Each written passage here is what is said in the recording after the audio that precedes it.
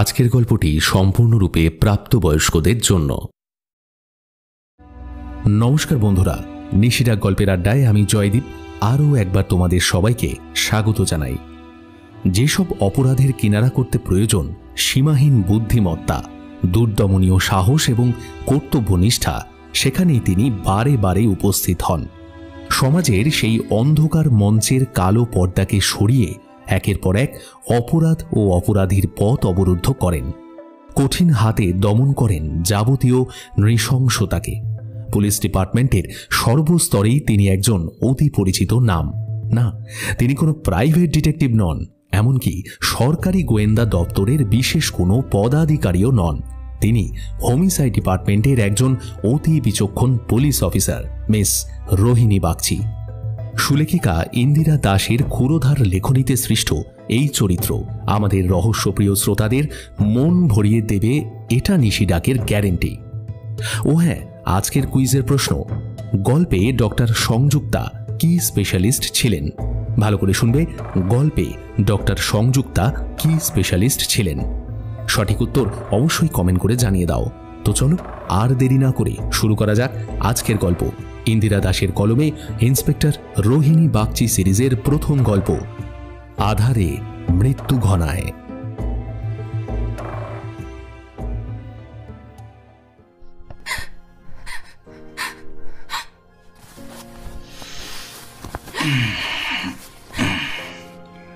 ডান? Yes, ডান। আবার পরে কোনো একদিন। আরে সুইটহার্ট, পরে আবার কবে দেখা হবে কে জানে। কাল যাচ্ছি সিঙ্গাপুর, 3 মাসের প্রজেক্ট আছে একটা।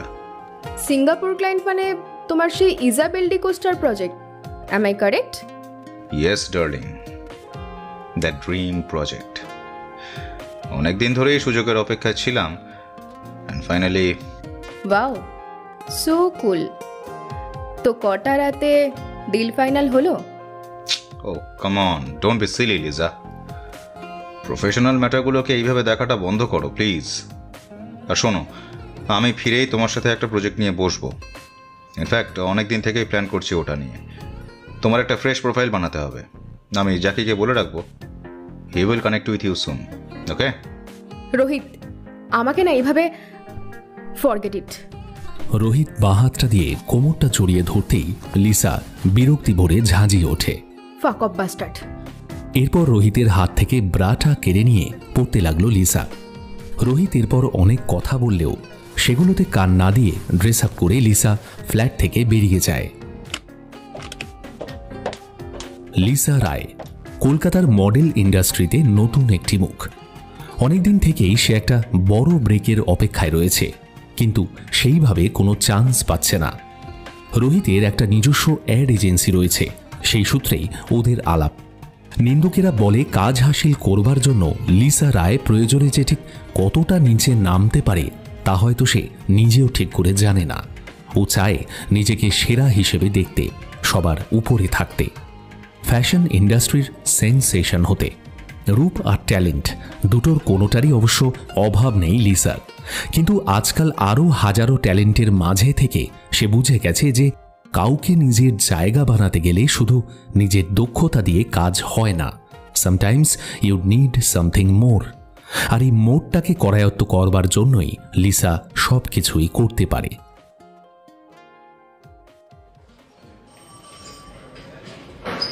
একটা মিসিং ডায়েরি করাতে চাই। আমার মেয়ে গত 3 দিন ধরে নিখোঁজ। সুনন্দা রায়কে প্রথমবার থানায় দেখে উপস্থিত সকল অফিসার আর পুলিশ কর্মীরা একটু অবাকই হয়েছিল। তার উপরে তিনি মেয়ের জন্য মিসিং ডায়েরি করতে এসেছেন, নিশ্চয়ই বড় কিছু দুর্ঘটনা। সুনন্দা রায় নিজের ক্ষমতা আর প্রতিপত্তির জোরে অনেকের কাছেই তিনি একটি পরিচিত মুখ। রাজনৈতিক দল থেকে শুরু করে প্রশাসনিক স্তর পর্যন্ত তার গভীর যোগাযোগ। তবেই না তিনি তার স্বামীর মৃত্যুর পর তার ছেড়ে যাওয়া বিশাল ইন্ডাস্ট্রিটাকে এখন সমানভাবে এগিয়ে নিয়ে যাচ্ছেন। আজকাল আবার টাকা হলেই তো মানুষজন হাজারটা কথা বলা বলি করে। রায়বাড়িকে নিয়েও তেমন গল্প কম নয়, তবে বাড়ির অন্দরমহলের মানুষদের কাছে সেসব নিছক গুজব ছাড়া আর কিছুই নয়। সুনন্দা রায়ের মেয়ের বয়স যখন মাত্র 3.5 বছর, তখন আচমকাই তার স্বামী রথীন্দ্রনাথ রায়ের মৃত্যু হয়। আর তখন থেকেই তিনি একা সেই পরিবারের হাল ধরেছেন। জীবনে তাকে নেহাত কম যুদ্ধ করতে হয়নি, তাই কানাঘুষোতে কি শোনা গেল আর কে কি বলল তাতে আজকাল আর তার কিছুই মনে হয় না।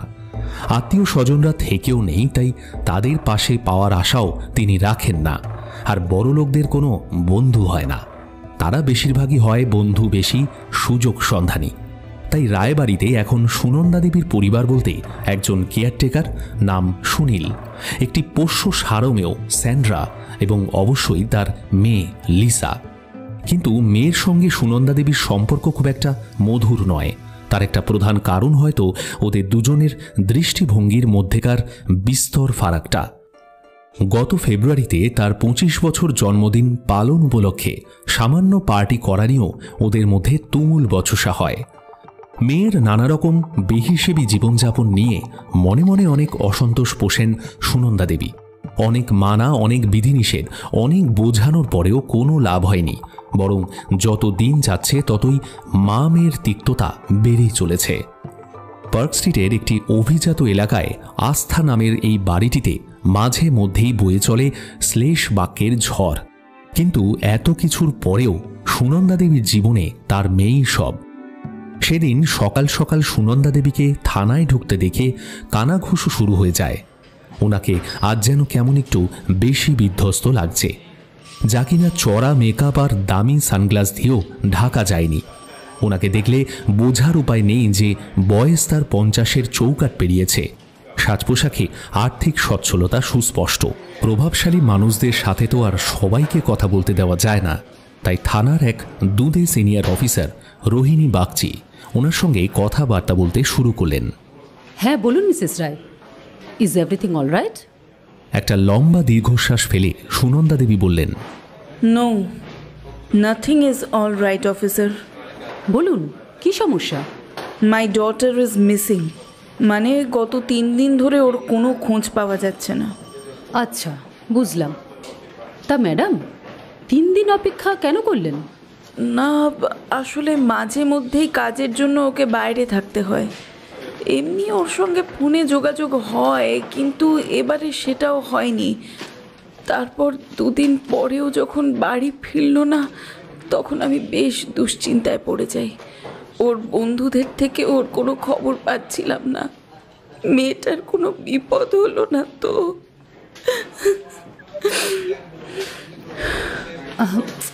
আপনি এইভাবে ভেঙে পড়বেন না, আমি দেখছি কি করা যায়। আপনাকে শুধু আমাদের সঙ্গে একটু কোঅপারেট করতে হবে। জল খেয়ে ভ্যানিটি ব্যাগ থেকে রুমালটা বার করে চোখ মুছে সুনন্দা দেবী বললেন, অবশ্যই যে কোনো রকম সহযোগিতা আমার কাছ থেকে পাবেন।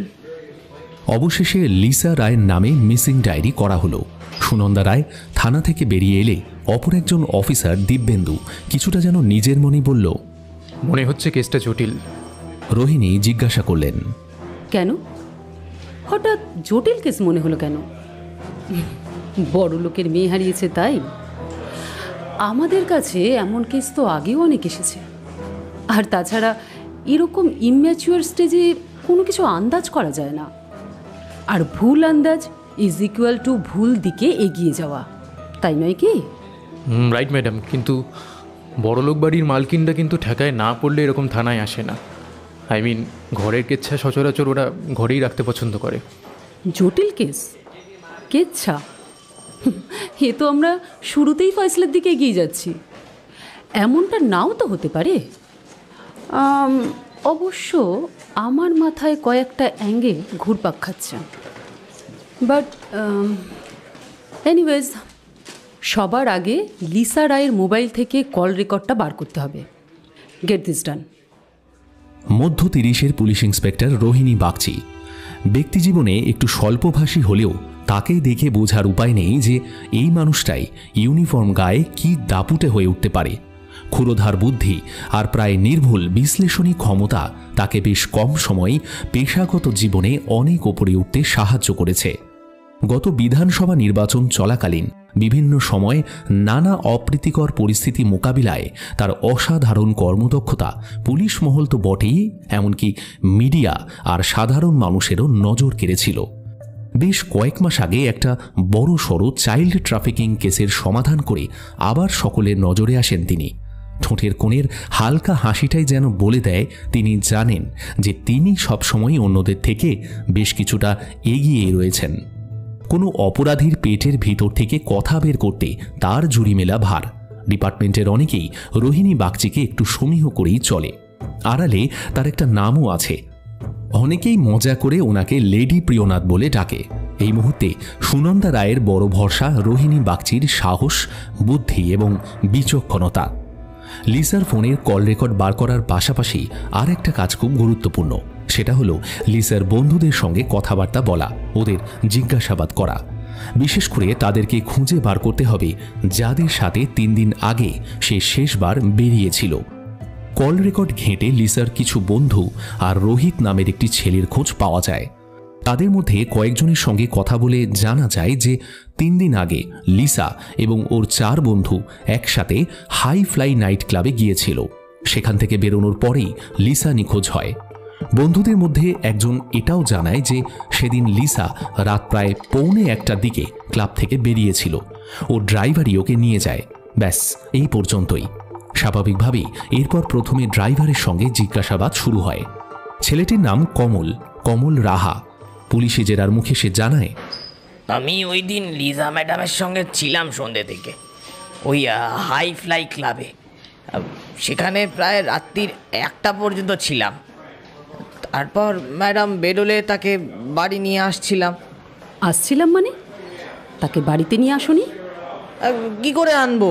হঠাৎ ম্যাডাম মাঝ রাস্তায় বললেন যে আমাকে নাকি এখানেই নামিয়ে দাও।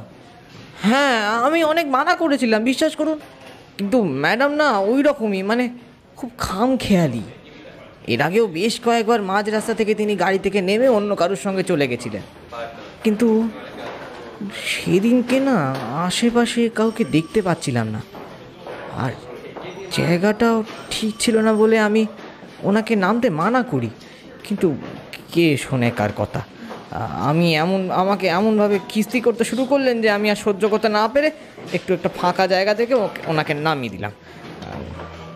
গাড়ি থেকে নেমেই প্রথমে ম্যাডাম আমার গালে কষিয়ে দুটো চড় মারলেন। বড় লোকের বিগড়ে যাবো আমি নাকি তার কথা শুনছিলাম না, তাই জন্য। তারপর কটা গালাগাল করে সেখান থেকে চলে গেল। বিশ্বাস করুন ম্যাডাম, অপমান হয়েছিল না, ভীষণ রাগ হচ্ছিল। আমি আর কোনো কথা না বলে চলে আসি। ভেবেছিলাম কেউ হয়তো এসে লিজা ম্যাডামকে নিয়ে যাবে, যা করবে করুক, আমার কি। আমাকে চলে যেতে বলেছেন, আমি চলে যাব। কিন্তু তারপরেই দেখি এই অবস্থা। তোমার ম্যাডাম পার্টিতে ড্রিঙ্ক করেছিলেন তো? সে তো এমনিতেই রোজ মদ খান। আর তুমি তাকে ওই রকমভাবে রাস্তার মাঝখানে ছেড়ে দিয়ে আসলে? ম্যাডাম বলল আর তুমি বাধ্য ছেলের মতো তাকে মাঝ রাস্তায় নামিয়ে দিয়ে এলে। জানো এর ফল কি হতে পারে? লিসা রায়ের সাথে যদি কোনো খারাপ কিছু হয় তাহলে সবার আগে তোমার দিকে আঙুল উঠবে, জেল হয়ে যাবে তোমার। রোহিণী বাগচির গলায় তখন ঝাঁঝালো সুর। কমল বেশ থতমত খেয়ে আমতামতা করে বলে, আরে কি মুশকিল, এত ভালো সমস্যায় পড়া গেল। Shut up! আরে ম্যাডাম, আমাকে বকছেন কেন? আমি তো ওনাকে আটকাতে চেয়েছিলাম, উনি তো আজে বাজে কথা বলে আমাকে চড় মেরে গাড়ি থেকে নেমে গেলেন। আর এমনটা তো সেদিন প্রথম হয়নি, আগেও হয়েছে। তাই আমিও ভেবেছিলাম কেউ না একজন এসে হয়তো ম্যাডামকে নিয়ে যাবে, তাই আমিও চলে আসি। আর লিজা ম্যাডামের তো মদ কেউ পা টলে না, টনটনে জ্ঞান থাকে। এই যে শোনো, এইসব গল্প তুমি অন্য জায়গায় করতেই পারো, কিন্তু মোবাইলের লোকেশন যে অন্য কিছু বলছে বাবা। হ্যাঁ, মানেটা কি? আরে ম্যাডাম, আমি একদম সত্যি কথা বলছি। মানে হলো ওটাই লিসার লাস্ট লোকেশন। তারপর থেকে ওর মোবাইল কিন্তু আর অন হয়নি। বলো এবার কি বলবে? তো এটা থেকে কি প্রমাণ হয়? ম্যাডাম তো অনেক সময় নিজের মোবাইল বন্ধ করে রাখতেন। দেখো, তোমার ম্যাডাম কি করতো কি না করতো সেটা শোনার জন্য বহু সময় পড়ে আছে। সেই রাতে লিসা রায়কে শেষবারের মতো তোমার সঙ্গেই দেখা গেছে, এবং আরও ইম্পর্টেন্ট বিষয় হলো তারপর থেকেই ওর মোবাইল বন্ধ। এটা কি তোমাকে সন্দেহ করার জন্য যথেষ্ট নয়? ম্যাডাম বিশ্বাস করুন, আমি লিজা ম্যাডামকে মনে মনে খুবই ঘৃণা করতাম, কিন্তু আমি কিছু করিনি ম্যাডাম। সেটা তো সময় বলবে। সন্দেহের তালিকায় কিন্তু সবার উপরে তোমার নাম। যাকে আপাতত তুমি এখন এসো, তবে শহর ছেড়ে কোথাও যাওয়ার চেষ্টা করবে না। আর হ্যাঁ, তদন্তের প্রয়োজনে ডাকলেই সোজা থানায় চলে আসবে। কমলের মুখে একটা স্বস্তির মুচকি হাসি ফুটে উঠল। কাচুমাচু মুখে বলল, হ্যাঁ ম্যাডাম, আপনি যখন ডাকবেন আমি তখন আসব। অফিসার বাগচিকে ছোট্ট একটা নমস্কার জানিয়ে বেরিয়ে যায় কমল। বেরিয়ে যেতেই দিব্যেন্দু বলল, আচ্ছা ম্যাডাম, কমলকে ছেড়ে দেওয়াটা কি ঠিক হলো? না মানে ওকে তো থানায় আটকে রেখে কোনো না কোনোভাবে পেট থেকে কথা বের করে নেওয়াই যেত। করা তো অনেক কিছুই যায় দিব্যেন্দু, কিন্তু আমরা তো এখন অন্ধকারেই ঢিল ছুটছি, তাই না? কমলকে ছেড়ে দিলাম কারণ আমি এবার দেখতে চাই ওর দূর কত দূর। ওর উপর কড়া নজরদারি করতে হবে, বুঝলে? একটুও যেন এদিক ওদিক না হয়। ইয়েস ম্যাডাম, কিন্তু একটা কথা আমার বারবার মনে হচ্ছে, এই লিসা রায় মেয়েটি নিজে থেকেই কোথাও চলে যায়নি তো? সম্ভাবনা তো একেবারে উড়িয়ে দেওয়া যায় না, হতেই পারে সেটা, কিন্তু আজকের দিনে কারোর মোবাইল বন্ধ থাকবে না।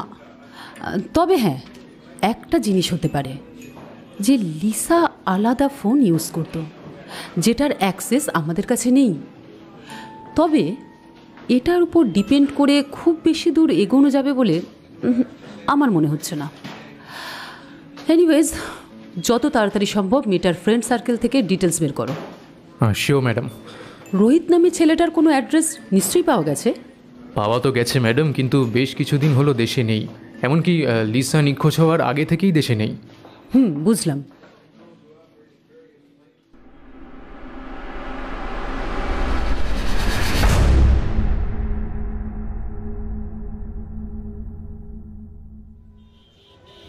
লিসা রায়ের অন্তর্ধানের বেশ কয়েক মাস আগের ঘটনা। কোনো এক সন্ধেবেলায় সিসিডিতে বন্ধুদের সঙ্গে বসে পরবর্তী পার্টি প্ল্যান করছিল লিসা। এমন সময় সেখানে চলে আসে শুভঙ্কর। লিসার সাথে কিছু কথা বলতে চায় সে, কিন্তু ওর কথা কেউই শুনতে চায় না। এরপর এই কথা সে কথা চলতে চলতে পরিস্থিতি বেশ উত্তপ্ত হয়ে ওঠে। এক প্রকার বাকবিতণ্ডা শুরু হয়ে যায় লিসা আর শুভঙ্করের মধ্যে। এরকম আনকালচার্ড গেও ভূতের মতো কথা বলো না শুভঙ্কর, আমার না বিরক্ত লাগে। আর শোনো, আমাকে না এভাবে ইডিয়েটের মতো ফলো করাটা বন্ধ করো তো। আচ্ছা, তোমার আর কোনো কাজ নেই না? ও তাই, এখন আমি আনকালচার্ড হয়ে গেলাম? তোমার সঙ্গে কথা বলাটা আমার খুব দরকার ছিল, কিন্তু তুমি তো আমাকে বাজেভাবে এড়িয়ে চলছো না, ফোন ধরছো না, টেক্সটে রিপ্লাই দিচ্ছ না। কী বা করতাম? আমাদের এতদিনের সম্পর্ক, আর এখন সেই বিষয়ে কথা বলতে গেলেই আমাকে যত ছোট করছো তুমি, আমাকে ইডিয়েট বলছো। আবার সেই এক কথা, সেই এক বস্তা পচা সেন্টিমেন্ট এখনো বারবার। সম্পর্ক সম্পর্ক সম্পর্ক, কিসের সম্পর্ক আমাদের মধ্যে? তোমার সাথে আমার পরিচয়টাকে এভাবে কেন বারবার জটিল করে ফেলো? রাবিশ। এই কিসের সম্পর্ক মানে? আরে আরে এই তো দেখছি তুমি সব কিছু অস্বীকার করছো। আরে আরে you can't do this, come on. আচ্ছা বেশ বেশ, আমি বুঝতে পারছি তোমার মাথা গরম আছে, বাট একটু শান্ত হও, তারপর আমরা কথা বলি। Hey you, listen. হ্যাঁ, নিজেকে না আমার সব থেকে বড় ওয়েল উইশার ভাবাটা এবার বন্ধ করো। You are just nobody to me, ঠিক আছে? নিজের কাজে মন দাও, আর বাবার পাশে দাঁড়াও, কিছু কাজকর্ম খুঁজে করার চেষ্টা করো। এভাবে আমার পিছনে পড়ে থেকো না। I just hate you. মাথাটা না সিম্পলি গরম হয়ে যায় লিসা, আর আমার মাথা গরম হলে না অনেক খারাপ কিছু হয়ে যেতে পারে। Come on Liza, I love you. আমি তোমার সঙ্গে বাকি জীবনটা কাটাতে চাই। শুধুমাত্র সময় কাটাবার জন্য তোমার সঙ্গে মিশিনি আমি লিজা, তোমার সাথে নিয়ে স্বপ্নটা দেখেছি। শুভঙ্কর, লিসা প্লিজ, অনেক সহ্য করেছি, আর না। তুমি জাস্ট এক্ষুনি এখান থেকে বেরিয়ে যাও। তোমাকে জাস্ট সহ্য হচ্ছে না এরকম। Look at yourself. তুমি সাহস পাও কি করে আমাকে এসব কথা বলার? আমার মতো মেয়ের সাথে মেশার তোমার কোনো মুরদ আছে? নিজের বাবার ট্রিটমেন্ট করতে পারে না টাকার অভাবে, সে কিনা আবার বড় বড় স্বপ্ন দেখে লিজা রায়কে পাওয়ার। ফাক। থাম এবার, কি তার করছিস? সাথে কিনা আবার ঘর বাঁধবেন বাবু, ব্লাডি অ্যাজহোল। হ্যাঁ লিসেন লিসেন, হ্যাঁ আমাকে 10 জায়গায় ফলো করে যখন কথাটা বলতেই এসেছো, তখন আমার উত্তরটাও ভালো করে শুনে নাও। তোমার মতো ওরকম ভালোবাসা না আমার কাছে খুব একটা রেয়ার না।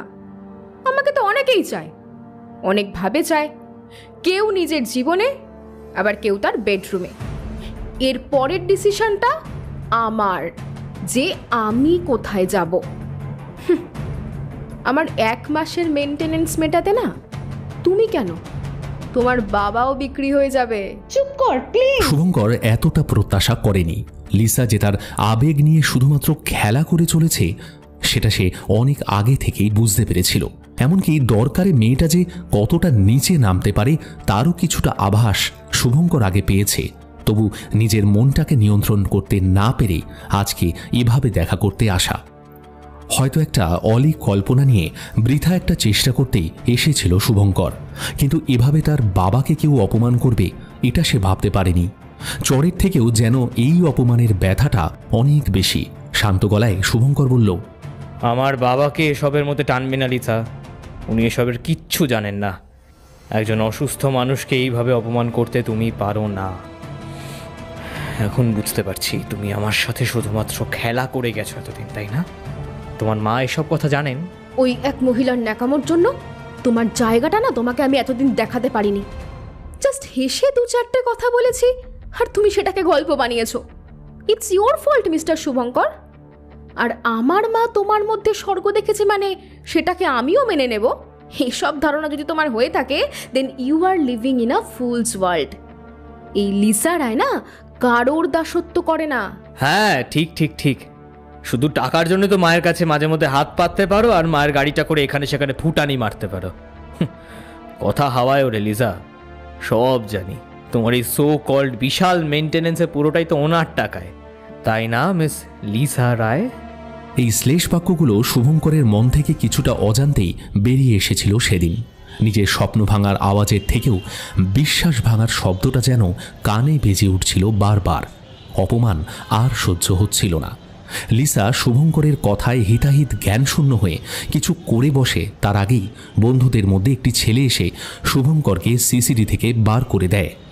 অবাক করার বিষয় হলো আশেপাশে যারা সেখানে উপস্থিত ছিলেন তারা নির্লিপ্ত মনে এই গোটা ঘটনাটাকে শুধুমাত্র প্রত্যক্ষ করে গেলেন, যেন কোনো টিভি সিরিয়াল চলছে। শুভঙ্কর বেরিয়ে যাওয়ার পরেই পৃথা বলল, দেখ আন্টি যদি জানতে পারে লিসা, তাহলে কিন্তু তুই চাপে পড়ে যাবি। আন্টি ওকে একদম অন্ধের মতো বিশ্বাস করে। ব্যাগ থেকে সিগারেট বের করে লিসা উত্তর দেয়,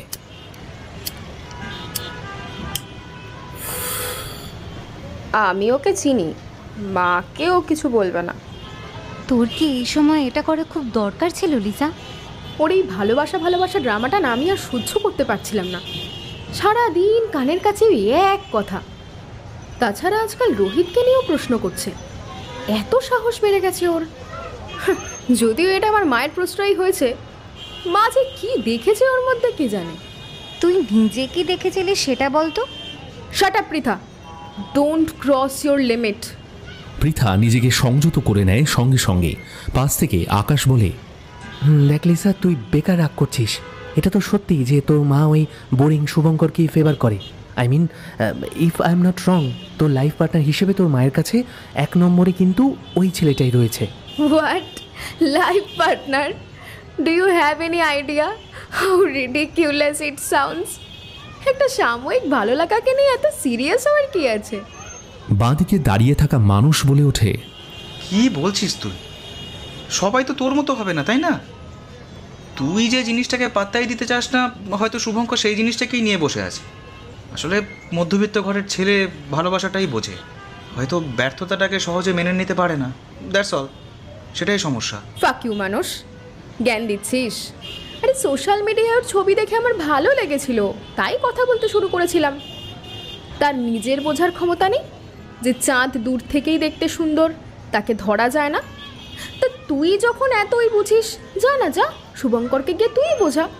প্লিজ আমাকে স্টুপিডের মতো জ্ঞান দিস না। It was just a time pass. শোন না, এসব কথা বাদ দিয়ে এখন ভাবনা এরপর কি হবে। কি আর হবে, মা জানতে পারলে আবার কিছুদিনের একটা লম্বা নাটক। আর তুই সেই নাটকে নিজে পার্টিসিপেট করতে পারবি তো? দেখাই যাক কি হয়। তবে এই ড্রামাগুলো না জাস্ট বন্ধ হওয়া দরকার। আচ্ছা, রোহিতের কি স্ট্যাটাস এখন? সিক্রেট আছে ওখানে। সব কিছু ঠিক থাকলে খুব তাড়াতাড়ি তোদের একটা সারপ্রাইজ দেব। কি সারপ্রাইজ রে? বল না প্লিজ। পৃথা, তুই সত্যি একটা ডাম। আরে এখন বলে দিলে সারপ্রাইজটা থাকবে কি করে?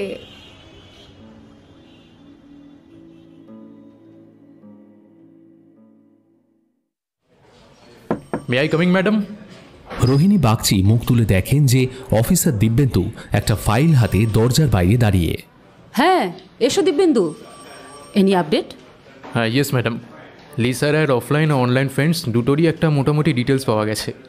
Good job. বলো, কি পেলে? হ্যাঁ, ইয়েস ম্যাডাম।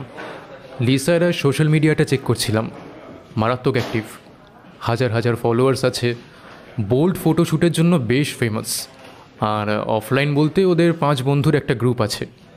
লিসা ছাড়া বাকি 4 জন হলো পৃথা, আকাশ, সোহিনী, মানস। তবে এরা সবাই একই প্রফেশনের সঙ্গে কিন্তু যুক্ত নয়। আরও অনেক পরিচিত বন্ধুবান্ধবের খোঁজ পাওয়া গেছে, কিন্তু এই 4 জনের সাথেই লিসার বিশেষ রকম কমিউনিকেশন সব থেকে বেশি।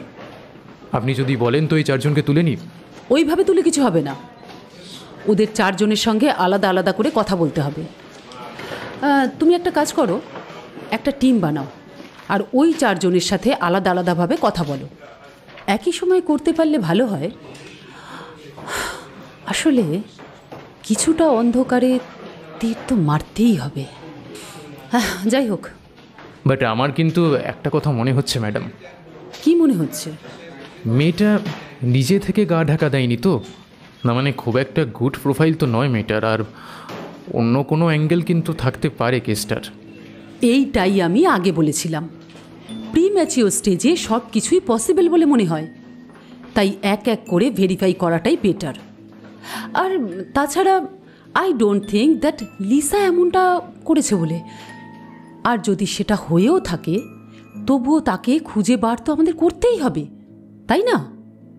Yes madam. লিসার 4 জন বন্ধুর সঙ্গে জিজ্ঞাসাবাদ করতে করতে 2-3 দিন সময় লেগে গেল। এরপর অফিসার দিব্যেন্দু হালদার রিপোর্ট করেন রোহিণী বাগচিকে। 4 জনের সাথেই কথা হলো ম্যাডাম। পৃথা সেন, আকাশ গুপ্তা আর সোহিনী দত্ত আর মানস রায়। এদের 4 জনই ফ্যামিলি ব্যাকগ্রাউন্ড বেশ রিচ অ্যান্ড ওয়েলদি। অবশ্য সেটাই স্বাভাবিক, সোসাইটিতে স্টেটাস বজায় রাখাটাও দরকার থাকে। যাই হোক, মোটামুটি যেটা জানা গেল তা হলো লিসা রায় নিখোঁজ হওয়ার দিনে ওরা 5 জন একই সাথে একটা পাবে ছিল। পাবের নামটা কি বেশ high fly night club. Yes carry on. Yes.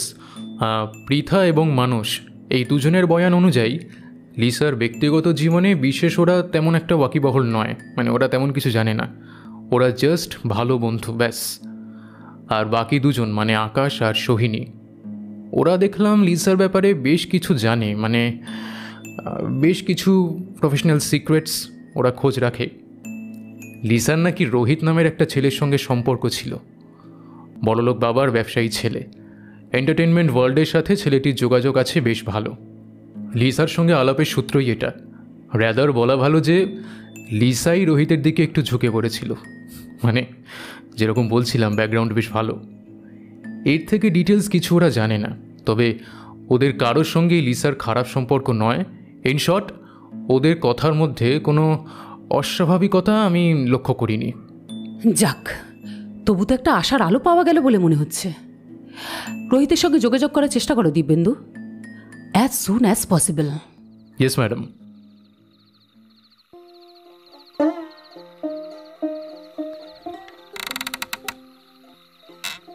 রাত তখন প্রায় 10:30 বাজে। বারান্দায় একটা ইজি চেয়ারে গায়ে দিয়েছেন সুনন্দা রায়। পাশেই মিউজিক সিস্টেম বেজে চলেছে পুরনো দিনের গান। এই কটা দিনের দুশ্চিন্তা এক ধাক্কায় ওনার বয়স যেন বেশ কিছু বছর বাড়িয়ে দিয়েছে। চোখ মুখ জুড়ে একটা ক্লান্তির ছায়া। হঠাৎ মোবাইলের রিংটোনটায় চমকে ওঠেন সুনন্দা দেবী। ফোনটা হাতে নিয়ে কল রিসিভ করতেই ওপার থেকে আওয়াজ ভেসে আসে ইন্সপেক্টর রোহিণীর গলা। হ্যালো ম্যাডাম, থানা থেকে বলছি। আপনাকে একবার থানায় আসতে হবে। লিসা রায়ের খোঁজ পাওয়া গেছে। আপনাকে বডিটা একবার আইডেন্টিফাই করতে হবে। বডি মানে? সরি টু সে ম্যাডাম, আমরা লিসা রায়ের মৃতদেহ উদ্ধার করেছি। অফিসিয়ালি আইডেন্টিফাই করার জন্য আপনাকে তো একবার থানায় আসতেই হবে। নিজেকে সামলে নিয়ে ড্রাইভার কমলকে ডেকে থানার উদ্দেশ্যে রওনা হলেন সুনন্দা দেবী। শনাক্তকরণ পর্ব শেষ হওয়ার পর লিসার মৃতদেহ পোস্টমর্টেমের জন্য পাঠানো হলো। এক রাতে যেন সব হিসেব এলোমেলো হয়ে গেল। লিসা রায় অন্তর্ধান রহস্য এক লহমায় বদলে লিসা রায় মৃত্যু রহস্যে পরিণত হল। পরদিন সন্ধেবেলা হাসপাতালে ডক্টর সুব্রত শর্মার সঙ্গে কথোপকথনে ব্যস্ত রোহিণী বাগচি। হ্যালো, আমি Subrata Sharma. Hello doctor, what are the findings? দেখুন অফিসার, ভিকটিমের মৃত্যু হয়েছে আনুমানিক 96 ঘন্টা আগে। Body semi decomposed. Postmortem report অনুযায়ী এটি হোমিসাইড। বডিতে ক্লোরোফর্মের মাত্রা অনেক বেশি পাওয়া গিয়েছে। The death was due to asphyxia, but manual mark বা লিগেচার মার্ক পাওয়া যায়নি। In fact there is no defence and also. It means no rape sign? No officer, I mean vaginal swab test করা হয়েছে, কিন্তু কোনো রকম টর্চার হয়নি। বডিটা কি একবার দেখা যায়? Why not, of course. নাকের মধ্যে ওটা কি ডক্টর? ওই একটা রোয়ার মতো। Good observation officer. পুলিশের চোখ বলে কথা, তার উপর আবার লেডি পিরিয়নাথের চোখ। সিনিয়র ডাক্তার সুব্রত শর্মা এই বলে হালকা হাসতে থাকেন। অফিসার রোহিণীও সেই হাসিতে যোগ দিয়ে বললেন, আরে ডক্টর শর্মা, আপনিও? আরে না না, ওই রকম কিছু না, চোখে পড়লো তাই। এনিওয়েজ, ওটার একটা স্যাম্পেল কিন্তু ফরেন্সিকে পাঠানোর ব্যবস্থা করতে হবে। নিশ্চয়ই। কথা বলতে বলতেই মর্গ থেকে দুজনে বেরিয়ে আসেন। থ্যাংক ইউ ডক্টর, এখন তাহলে আসি। ধন্যবাদ দেওয়ার মতো এক্সট্রা কিছু কি করলাম আমি? এটাই তো আমার কাজ। সে তো 100 বার। বাই দি ওয়ে, প্রয়োজন পড়লে কিন্তু আবার আসতে হবে আমাকে। Of course, any time. হাসপাতাল থেকে বেরিয়ে রোহিণী দিব্যেন্দুকে ফোন করল। হ্যালো দিব্যেন্দু, রহস্য কিন্তু ভালোই ঘনিয়ে উঠছে। লিসার কল রেকর্ড থেকে প্রত্যেকটা নাম্বারে সিডিআর কিন্তু আমার চাই, যত তাড়াতাড়ি সম্ভব। Okay madam, but what happened? সামনে বসে সব কিছু বলছি। তুমি তোমার টিমকে কাজে লাগিয়ে দাও। Yes madam. ফোনটা পকেটের মধ্যে রেখে গাড়ি স্টার্ট করলো রোহিণী।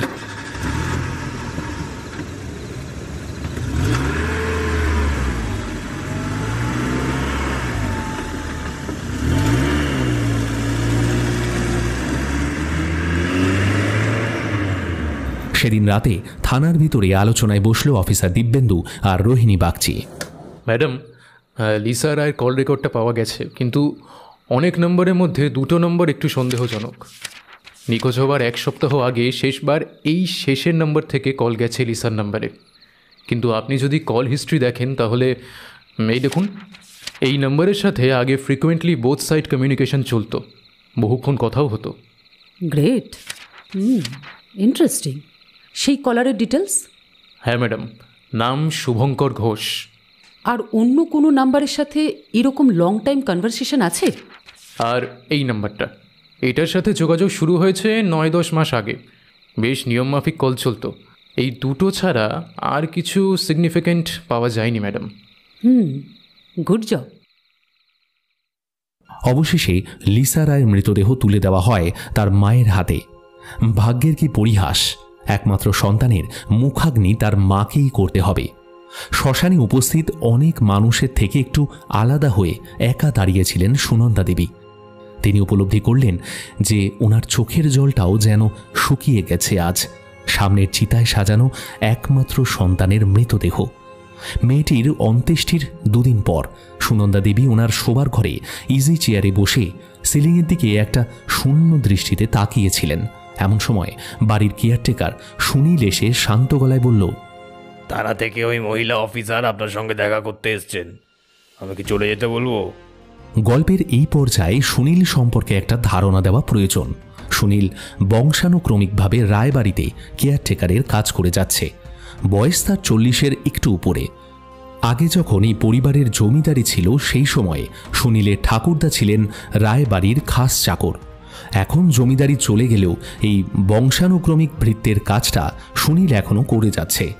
অত্যন্ত বিশ্বাসী এই মানুষটাকে সুনন্দা দেবী যেমন চোখ বন্ধ করে ভরসা করেন, ঠিক তেমনি সুনীলও সেই বিশ্বাসের মর্যাদা দিয়ে আসছে তার আনুগত্য দিয়ে। সুনীলের কথার উত্তরে সুনন্দা দেবী বললেন, না না, চলে যেতে বলবি কেন? না মানে আপনি কি এই সময় কথা বলতে পারবেন? ওনারা থানা থেকে আসছেন, সবাইকে একইভাবে ট্রিট করা যায় না সুনীল। আর তাছাড়া আমি ঠিক আছি, ওনাদের বাইরের ঘরে বসা, আমি আসছি। মাথা নেড়ে নিচে চলে যায় সুনীল। কিছুক্ষণের মধ্যে সুনন্দা দেবী নিচে নেমে এসে দেখেন ইন্সপেক্টর রোহিণী তার ঘরে সাজানো জিনিসপত্রগুলো ঘুরে ঘুরে দেখছেন। সুনন্দা দেবীকে দেখে রোহিণী বললেন, গুড মর্নিং ম্যাডাম। আসলে আপনার ড্রয়িং রুমটা এত সুন্দরভাবে সাজানো, তাই একটু ঘুরে দেখছিলাম। না না, ঠিক আছে।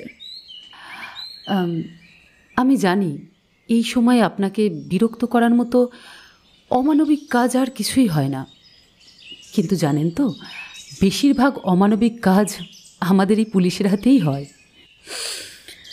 না না অফিসার, ইটস ওকে, বলুন আপনি। আসলে কিছু বিষয় আপনাকে একটু আমি জানিয়ে রাখতে চাই। সহজ কথা সহজভাবে বলাই বোধহয় ভালো। হ্যাঁ, আমিও সেটাই চাই। আপনি দ্বিধা করবেন না, আমি ঠিকই আছি। আপনার মেয়ে মানে লিসার মৃত্যুটা স্বাভাবিক নয়। I mean maybe it's a murder. Postmortem report সেটাই বলছে। অবশ্যই আমরা আপ্রাণ চেষ্টা করছি খুনিকে ধরার, কিন্তু এখানে সব কিছু আমাদের কাছে নেই। আপনারও কিছু সহযোগিতা লাগবে ম্যাডাম। সুনন্দা দেবী কয়েক মুহূর্তের জন্য একদম পাথরের মতো স্থির হয়ে রইলেন। তারপর নিজেকে একটু সামলে নিয়ে আগের মতোই শান্ত স্বরে বললেন, নিশ্চয়ই অফিসার, আমি তো আগেই বলেছিলাম সব রকম সাহায্য করব। আমিও চাই খুনি ধরা পড়ুক। আচ্ছা একটা কথা বলুন তো, আপনার কি কাউকে সন্দেহ হয়?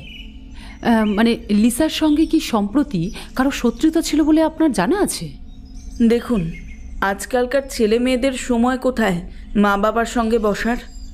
লিসাও সেই একই পর্যায়ে পড়ে, পড়তো। একটা সময় চেষ্টা করেছিলাম ওকে শান্ত করবার, ওকে বোঝাবার। তারপর যখন বুঝলাম যে কিছুই হবার নয়, তখন সব আশা ছেড়ে দিয়েছিলাম। তারপর ধীরে ধীরে আমিও নিজের কাজে ডুবে গেলাম। মা মেয়ের মধ্যে একটা স্থায়ী দূরত্ব তৈরি হয়ে গেল। লিসা দিন রাত ওর শুটিং, বন্ধুবান্ধব, পার্টি এইসব নিয়ে ব্যস্ত হয়ে পড়ল।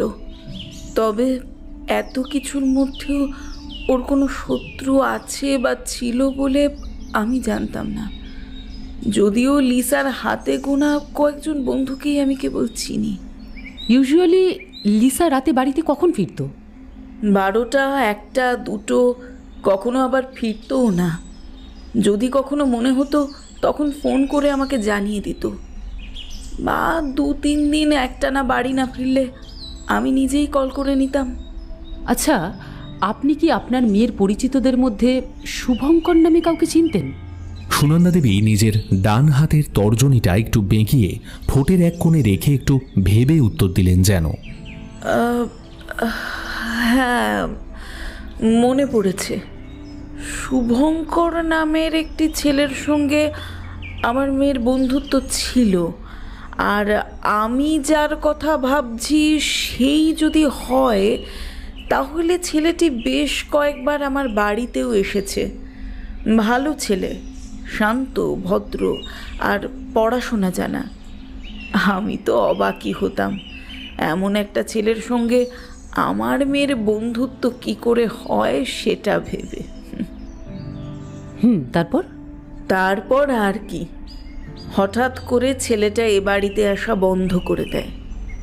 অবশ্য এটা অস্বাভাবিক কিছু নয়, এরকমটা লিসার সাথে অনেকেই করত, বা বলা ভালো আমার মেয়েই দায়ী থাকতো এসবের জন্য। ছেলেটির কি কোনো ফটো আছে আপনার কাছে? না। আচ্ছা, ছেলেটির বাড়ি কোথায় আপনি জানেন? সরি, সেটাও জানা নেই। ছেলেটির সম্পর্কে আমি তেমন কিছুই জানি না। না না, ঠিক আছে। সাহায্য করার জন্য অনেক ধন্যবাদ। তবে দরকার পড়লে কিন্তু আপনাকে আবার বিরক্ত করতে আসবো ম্যাডাম। হ্যাঁ, নিশ্চয়ই। সুনন্দা দেবীর প্রাসাদতম বাড়ি থেকে বেরিয়ে ইন্সপেক্টর রোহিণী দিব্যেন্দুকে বললেন, কি বুঝলে দিব্যেন্দু? না ম্যাডাম, তবে সাধারণ একজন সন্তানহারা মা যেরকম হয়ে থাকেন, ইনি তার থেকে একটু আলাদা। নিজের একমাত্র সন্তানকে হারিয়ে অনেক বেশি স্বাভাবিক মনে হলো। আরে ওটা ম্যাটার করে না, সফিস্টিকেটেড পরিবারে অনেক সময় এরকম হয়ে থাকে, এটা নতুন কিছু নয় বুঝলে। যাই হোক, চলো তাহলে যাওয়া যাক। ও দিব্যেন্দু, একটা কথা ভাবছিলাম, আমরা শুভঙ্করের বাড়ি যাওয়ার আগে লিসার ওই 4 বন্ধুর সঙ্গে যদি একবার দেখা করে কথা বলে নিই। আই বিলিভ শুভঙ্করের ব্যাপারে ওরা নিশ্চয়ই জানতো, যেটা আমাদের কাছে লুকিয়ে গেছে। Good idea. তবে আমার মনে হয় শুভঙ্করের সাথে একবার কথা বলা উচিত। ওর বন্ধুরাও যদি এর মধ্যে জড়িয়ে থাকে তাহলে সবাই অ্যালার্ট হয়ে যাবে আগে থেকে। Valid point. হ্যাঁ, কিন্তু ম্যাডাম এবার গাড়িটা কাইন্ডলি আমাকে ড্রাইভ করতে দিন। না না, দরকার নেই, আসলে ড্রাইভ করতে আমার বেশ ভালোই লাগে। ব্যাস হয়ে গেল। আপনি ম্যাডাম খুব ভালো করে জানতেন যে এই কথাটার পরে আমি আর কিছু বলতে পারবো না। আমি একটা প্রশ্নের উত্তর কিছুতেই পাচ্ছি না যে দিব্যেন্দু, লিসার বডি পাওয়ার পর নাকের মধ্যে ওই রোয়ার মতো কি একটা ছিল, কেন ছিল? পোস্টমর্টম রিপোর্টে তো বলছে দম বন্ধ হয়েই ওর মৃত্যু হয়েছে, অথচ কোনো মার্ক পাওয়া যায়নি ওর বডি থেকে। তাছাড়া পিও থেকে তো কিছুই বাজেয়াপ্ত হয়নি। হতে পারে মুখের মধ্যে কোনো কাপড় জাতীয় কিছু দিয়ে টিপে ধরা হয়েছিল, মানে। আরে ওটা করলে তো একটা মার্ক থাকতো, সেটাই তো নেই। তাহলে ক্লোরোফর্মের ওভারডোজের জন্য তো হতে পারে নাকি? দিব্যেন্দু, আজ মনে হচ্ছে বইয়ের সঙ্গে ঝগড়া করে বাড়ি থেকে বেরিয়েছো কি, তাই না? কি করে বুঝলেন ম্যাডাম? এই যে কাজে একটু মন নেই, ভুলভাল কথা বলে যাচ্ছ। ক্লোরোফর্মের ওভারডোজের জন্য যদি মৃত্যু হয়ে থাকে তাহলে তো সেটা পোস্টমর্টম রিপোর্টেই থাকবে, তাই না? Sorry madam. সরি বললে তো হবে না দিব্যেন্দু, এটা একটা ভীষণ সিরিয়াস সময়, বি ফোকাসড। Yes madam.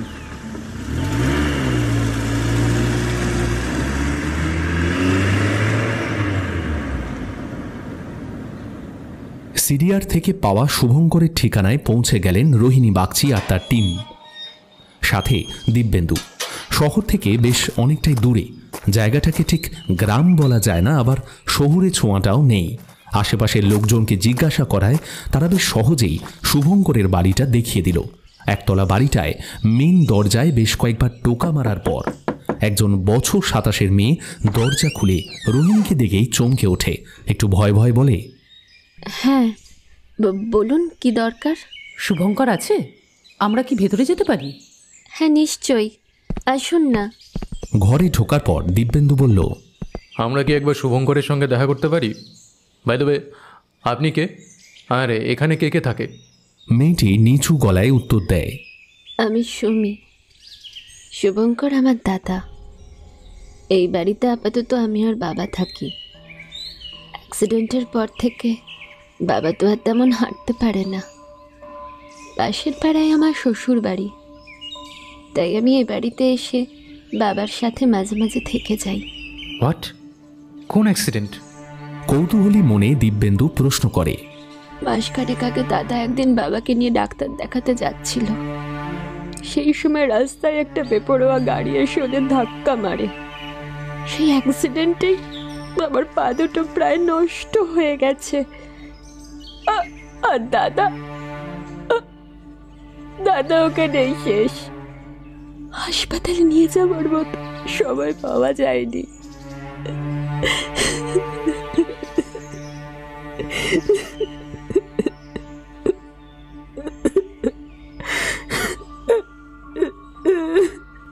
কথা বলতে বলতেই অঝরে কাঁদতে শুরু করে শুভঙ্করের বোন। এদিকে এক ঝটকায় সমস্ত হিসেব গোলমাল হয়ে যায় রোহিণীর। মনের মধ্যে একগাদা প্রশ্ন যেন গিজগিজ করতে থাকে। লিসা রায়ের মৃত্যুর কয়েকদিনের মধ্যেই পুরো ঘটনাটা যেন ক্রমশ জট পাকাতে শুরু করেছে।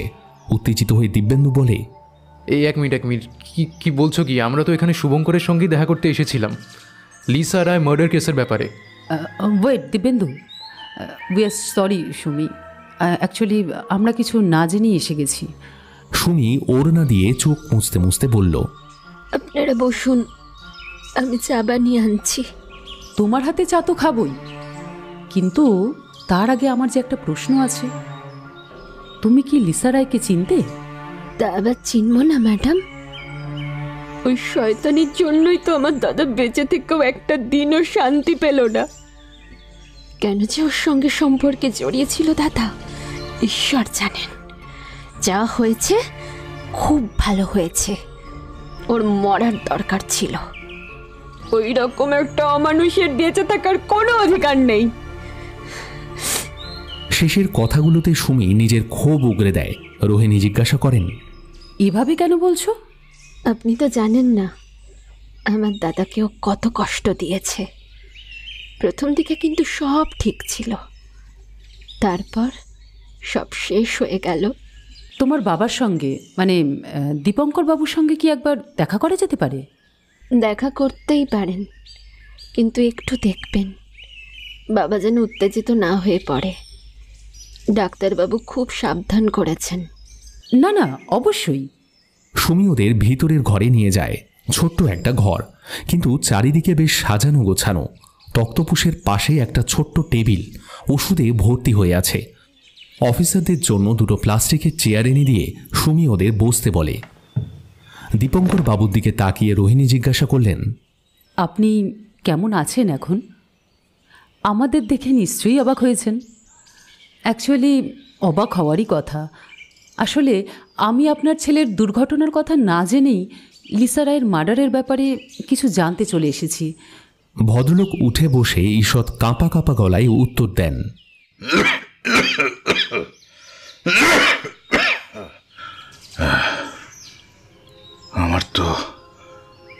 আমার তো সেই দিনে সব শেষ হয়ে গেছে।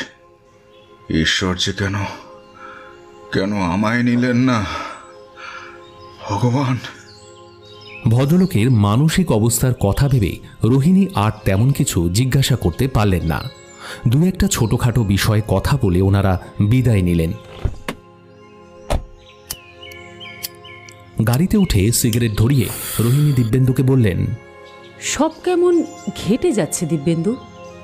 বড় আশ্চর্যের বিষয়, একটা ছেলে যে কিনা লিসার সঙ্গে ফোনে এত কথা বলতো, এমনকি ওদের মধ্যে একটা সম্পর্কও ছিল, সেই ছেলেটা যে মারা গেছে এটা কেউ জানতো না। একটু বেশি অস্বাভাবিক লাগছে আমার। আচ্ছা, তাহলে শুভঙ্করের নম্বর থেকে লিসাকে করা কলগুলো কে করতো? তাহলে ব্যাপারটা কি শুভঙ্কর বেঁচে আছে নাকি? উফ, আবার সরি ম্যাডাম, সরি, মানে আমার মনে হয় কি আমাদের এবার ওই লিসার 4 জন বন্ধুর সঙ্গে একবার কথা বলা দরকার। আমি শিওর ওরা সব কিছুই জানতো। এরপর শুরু হয় 4 বন্ধুর সঙ্গে পুলিশের জিজ্ঞাসাবাদে এবারে খুব সহজেই 4 জন স্বীকার করে যে ওরা শুভঙ্করকে চিনত এবং শুভঙ্কর লিসাকে ভালোবাসলেও লিসার কাছে কেউই স্থায়ী ছিল না। সেই কারণে শুভঙ্করকে সে একটা সময় ইগনোর করতে শুরু করে। জিজ্ঞাসাবাদ শেষ হওয়ার পর ইন্সপেক্টর রোহিণী দিব্যেন্দুকে ডেকে বললেন, দিব্যেন্দু, আমাদের সামনে এখন দুটোই কাজ। এক, রোহিতের ফ্যামিলির সঙ্গে যোগাযোগ করতে হবে, আর দ্বিতীয়, শুভঙ্কর মারা যাবার পরেও ওর মোবাইল থেকে লিসাকে কে ফোন করলো সেটা জানতে হবে। দিব্যেন্দু, আমাকে জানতেই হবে ওর মোবাইলটা কোথায়। ম্যাডাম, শুভঙ্করের পরিবার থেকে কেউ যদি রিভেঞ্জ নেওয়ার জন্য এই মার্ডারটা করে থাকে তাহলে কিন্তু আমি খুব একটা অবাক হব না, কারণ ক্রাইম ফর রিভেঞ্জ এই কেস তো আগে বহু ঘটেছে। রিভেঞ্জ তো বটেই, চারিদিকে মেয়েটা এত জাল বিছিয়ে রেখেছে যে সবটা বোঝাটা একটু কঠিন হয়ে যাচ্ছে। শোনো, তুমি এক কাজ করো তো, রোহিতের ফ্যামিলির সঙ্গে কথা বলো, দেখো তো ওরা কবে ফিরছে। সে না হয় করলাম ম্যাডাম, কিন্তু আমরা তো লিসা রায় মার্ডার কেসের মধ্যে আছি।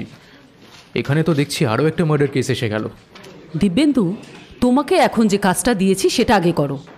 ও হ্যাঁ, তোমার টিমকে বলো শুভঙ্করের মোবাইল ট্র্যাক করতে। কখনো যদি ওর মোবাইল অন করা হয় সঙ্গে সঙ্গে লোকেশন যেন আমাকে পাঠানো হয়। মোবাইলটা এখন কার কাছে আছে সেটা জানতে পারলেই অনেক প্রশ্নের উত্তর আমি পেয়ে যাব। ওকে ম্যাডাম, আসছি। পরের দিন থানায় দিব্যেন্দু একটা ফাইল হাতে রোহিণীর ঘরের সামনে এসে জিজ্ঞাসা করল, ম্যাডাম আসতে পারি? এসো এসো, এত ফর্মালিটি করার কোনো প্রয়োজন নেই, তোমার জন্যই তো ওয়েট করছিলাম। রোহিতের বাবার সঙ্গে কথা হয়েছে ম্যাডাম। টাকার গরমেই সব কিছু চাপা দেওয়ার তালে আছে। রোহিতের দেশে ফিরতে এখনও মাসখানেক সময় লাগবে। কথায় কথায় উনি বললেন যে লিসার মতো নাকি এরকম অনেক উঠতি মডেল ওনার ছেলের কাছে এসে থাকে। সেখানে সব মেয়েদের দায়িত্ব ওনার ছেলের নয়। যেহেতু আমার কাছে কোনো প্রমাণ নেই, কোনো এভিডেন্স নেই আমাদের কাছে, তাই জন্য সব কিছু হজম করতে হলো, কিছু বলতে পারলাম না। তাহলে তো আমাকেও দেখতে হচ্ছে এবার। আমি আজই একবার শুভঙ্করের বাড়ি যেতে চাই, এবং সেটা এখনই। শুভঙ্করের বাড়ি থেকে ফেরার পথে গাড়িতে রোহিণীকে একটু চিন্তিত দেখে দিব্যেন্দু বলল, আচ্ছা ম্যাডাম, দীপঙ্কর বাবুর সঙ্গে কথা বলার পর আপনাকে একটু আপসেট লাগছে? What happened? তাছাড়া আপনি আজকে ড্রাইভও করলেন না। না, তেমন কিছু না। ভদ্রলোক বলেছিলেন সেই অ্যাক্সিডেন্টে ওনার ছেলের মোবাইলটা নাকি নষ্ট হয়ে গেছে। তাহলে তারপরে ওই নম্বর থেকে লিসাকে ফোনটা কে করতো? হয়তো সিমটা অক্ষত ছিল, আর সেই সিমটাকে অন্য কোনো মোবাইলে সেট করে কল করতো। মেবি। আচ্ছা, তুমি কি একটা জিনিস খেয়াল করেছো? ভদ্রলোকের ঘরের লাগোয়া বাথরুমের সামনে একজোড়া ক্ষয়ে যাওয়া চপ্পল, সেটাও আবার ভিজে অবস্থায় রাখা ছিল। ম্যাডাম, ঘরে এত জিনিস থাকতে চপ্পল দেখতে যাব কেন? ওটাই তো, সব কিছুই দেখতে হবে যে। হ্যাঁ, সে না হয় বুঝলাম, কিন্তু এই চপ্পলের জন্য নিশ্চয়ই আপনি আপসেট নন? একদমই না। ভদ্রলোক হাঁটতে পারেন না, অথচ ওনার বাথরুমের সামনে রাখা ভিজে চপ্পল। কোথাও একটা কিছু মিস করে যাচ্ছি আমরা, দিব্যেন্দু। তার মানে ম্যাডাম, আপনি কি বলতে চাইছেন যে ভদ্রলোক নাকি হাঁটতে পারে, কিন্তু ওই চপ্পল জোড়া তো ওনার মেয়েরও হতে পারে, তাই না? ওটা দেখে কি আমরা এই সন্দেহটা করতে পারি ম্যাডাম? তাছাড়া ওই চপ্পলটা যদি ওনার মেয়ের হয় তাহলে হয়তো সেই ইউজ করছে। Of course not. সমস্যাটা তো ওখানেই। পাশেই রাখা আরও একজোড়া মেয়েদের চপ্পল, খেয়াল করেছিলে? ও বাবা, এ তো বাজ পাখির চোখ আপনার ম্যাডাম। তাহলে এবার আমাদের কি করণীয়? শুভঙ্করের নাম্বারের লাস্ট লোকেশনটা দেখতে হবে। আর তার থেকেও বেশি গুরুত্বপূর্ণ আরও একটা কাজ আছে। গাড়িটা ঘোরাও তো। কোথায় ম্যাডাম? আরে চাপ নিচ্ছ কেন এত? আমি তো পাশে বসে আছি নাকি? আমার ডিরেকশন মতো শুধু ড্রাইভ করে যাও। শহরের নামকরা অর্থোপেডিক সার্জন সংযুক্তা বসুর ক্লিনিকের সামনে রোহিণী হঠাৎ গাড়ি থামানোর নির্দেশ দিল। দিব্যেন্দু গাড়ি থামিয়ে প্রশ্ন করল, এখানে কেন? একটু ধৈর্য ধরো, আমি আসছি, এসে সব বলবো। দিব্যেন্দু কিছু না বুঝেই মাথা নাড়ে। এমনিতে কোনো রকম আগাম অ্যাপয়েন্টমেন্ট ছাড়া ডক্টর সংযুক্তা বসুর চেম্বারে ঢোকার অনুমতি পাওয়া যায় না, কিন্তু পুলিশের উর্দির কাছে সব কিছুই ফিকে হয়ে যায়। রোহিণী বাগচি সরাসরি চেম্বারে প্রবেশ করে জিজ্ঞাসা করলেন, may I come in doctor? Doctor Basu একগাল হেসে বললেন, ইয়েস ইয়েস, কাম ইন। নমস্কার, রোহিণী বাগচি। আপনার সঙ্গে একটু জরুরি দরকার ছিল। নাম বলে পরিচয় দেওয়ার কোনো প্রয়োজন নেই অফিসার। খবরের কাগজের শিরোনামে বেশ কয়েকবার লেডি প্রিয়নাথের নাম আর ছবি দেখেছি, তবে এইভাবে কোনোদিন যে পরিচয় হবে সত্যিই ভাবিনি। Nice to meet you though. Thanks. এবার বলুন, how can I help you? আপনার এক পেশেন্টের ডিটেলস চাই আমার। ইন্ডাস্ট্রিয়ালিস্ট সুনন্দা রায়ের মেয়ে লিসা রায়, ওর মার্ডার কেসের ব্যাপারে আপনার কোনো এক পেশেন্ট জড়িয়ে আছে বলে আমার মনে হচ্ছে। ডক্টর বসু যেন একটু আশ্চর্য হয়ে জানতে চাইলেন, কি বলছেন আপনি? কি নাম পেশেন্টের? দীপঙ্কর ঘোষ। অ্যাক্সিডেন্টে যার পায়ে গুরুতর চোট লেগেছিল। আপনি শুধু আমাকে এইটুকু বলুন, ওনার পায়ের কারেন্ট স্ট্যাটাস এখন কি? ওকে, লেট মি চেক। এই বলে টেবিলের উপর রাখা ল্যাপটপে পেশেন্ট ডিটেলস খুঁজতে শুরু করেন তিনি। ডক্টর বসুর চেম্বার থেকে বেরিয়ে পকেট থেকে লাইটার বের করে সিগারেটে আগুন ধরিয়ে গাড়ির দিকে এগিয়ে গেলেন রোহিণী। দিব্যেন্দু বলল, ম্যাডাম কাইন্ডলি এবার একটু বলুন, কিছু কি খুঁজে পেলেন আপনি? খুঁজে তো পাবই। তুমি বরং গাড়ি স্টার্ট করো। আর যত তাড়াতাড়ি সম্ভব শুভঙ্করের নাম্বারের লাস্ট লোকেশন বের করো। Okay madam. আমাদের এখন দুটো কাজ আছে বুঝলে দিব্যেন্দু, একটা তুমি করবে, অন্যটা আমি করে নেব। তোমার কাজটা একটু আগেই তোমাকে আমি বলে দিয়েছি। এবার আমি এখন সুনন্দার বাড়ি যাব। তুমি এক কাজ করো, তুমি গাড়ি নিয়ে চলে যাও, আমি ক্যাব ধরে নেব। কিন্তু ম্যাডাম। কোনো কিন্তু নয় দিব্যেন্দু, ইটস অ্যান অর্ডার। সেদিন রাত প্রায় 9:30টার সময় পরিশ্রান্ত রোহিণী নিজের বাড়ি ফেরেন। বাড়িতে ওনার মা আর ডিভোর্সি বোনের সঙ্গে তিনি থাকেন। বোনের ছেলে পিকু তার প্রাণের চেয়েও প্রিয়। প্রত্যেক দিন বাড়ি ফেরার সঙ্গে সঙ্গে অভিযোগের পাহাড় নিয়ে মাসির দরবারে হাজির হয় পিকু। কিন্তু আজ তাকে ঘরের মধ্যে ছুটোছুটি করতে দেখা যাচ্ছে না।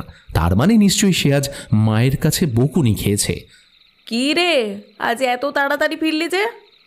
ঘরে ঢুকতেই রোহিণীর মা নির্মলা দেবী প্রশ্নটা করলেন।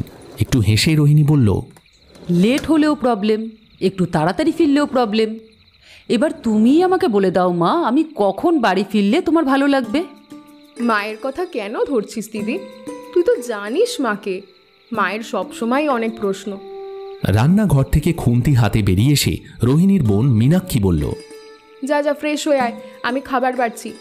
তারপর তো বলবো তোর আদরের পিকু আজ কি কি করেছে। ও হ্যাঁ, তাই তো, আজ সে কোথায়? তাকে তো দেখতেই পাচ্ছি না। তুই নিশ্চয়ই আজকে আবার মেরেছিস ওকে। বেশ করেছি, তোমার আদরের বোনপো আজ তো মাকে মেরেই ফেলতো। কেন রে, সে আবার আজকে কি করলো? তুই হাসছিস? তুই জানিস আজকে যখন মা ঘুমোচ্ছিল আমার কাছে এসে আমাকে একবার জিজ্ঞাসা করলো যে দিদুন কেন হাঁ করে ঘুমোয়। তা আমি উত্তরে বললাম যে দিদুনের তো সর্দির জন্য নাক বন্ধ, তাই মুখ দিয়ে নিঃশ্বাস ছাড়ছে। ব্যাস, তখন চুপ করে গেল। কিছুক্ষণ পর দেখি ফার্স্ট এইড বক্স থেকে কটন নিয়ে মায়ের নাকে বন্ধ করছে। আমি তাড়াতাড়ি গিয়ে সরিয়ে দিতেই বলে নাক তো এমনিই বন্ধ আছে, কোনো কাজ হচ্ছে না, তাই নাকি তিনি এসে পুরোপুরি বন্ধ করে দিচ্ছেন। কথাগুলো শোনার পর ঠিক কি হলো বোঝা গেল না। রোহিণী কিছুক্ষণ চুপচাপ কি যেন ভেবে আচমকা সবকিছু ফেলে ভিতরের ঘরে সোজা পিকুর কাছে চলে যায়। সেখানে গিয়ে কোলে তুলে আদর করে বলেন, থ্যাংক ইউ সোনা। ওদিকে রান্নাঘর থেকে মীনাক্ষীর চিৎকার ভেসে আসে, দে দে আরো লাই দে, তোল আরো মাথায়। আরে এই দিদি, তুই কি পাগল হয়ে গেছিস নাকি? কোথায় একটু শাসন করবি তা না। রোহিণী বোনের কোনো কথার তোয়াক্কা না করে দিব্যেন্দুকে ফোন করে বলেন, হ্যালো, হ্যাঁ বলছি, শোনো, সব কিছু মিলে গেছে আমার মনে হচ্ছে। তুমিই ঠিক, 2-2 4 হয়ে গেছে আজ। কাল সকালে আমরা শুভঙ্করের বাড়িতে যাচ্ছি। Get your team ready. পরের দিন সকালবেলা দীপঙ্কর বাবুর বাড়িতে হাজির হয় রোহিণী বাগচির পুরো টিম। ঘরে ঢুকে শয্যাশায়ী দীপঙ্কর বাবুর পায়ের উপর থেকে চাদরটা আচমকা সরিয়ে দিয়ে রোহিণী বলেন, থানায় গাড়িতে যাবেন নাকি হেঁটে? দেখুন দীপঙ্কর বাবু, আমরা কিন্তু জেনে গেছি আপনার পায়ে কোনো ইনজুরি নেই, আপনাকে এখন সুস্থই বলা চলে, তাই বেশি চালাকি করার চেষ্টা করবেন না।